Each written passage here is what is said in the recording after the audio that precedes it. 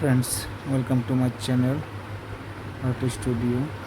तो देखो একটি মেয়ে তোমাদের জন্য কি সুন্দরভাবে সেজে আছে। দেখো মেয়েটির ভুরুগুলো দেখো ইউনিক স্টাইলে বানিয়ে রেখেছে তার ভুরুগুলো। দেখো তার কানে মনে হচ্ছে রুমাল বেঁধে রেখেছে। গলা কি সুন্দর চেন। তার ডান হাতটাতে দেখো কি সুন্দর ট্যাটু বানিয়ে রেখেছে।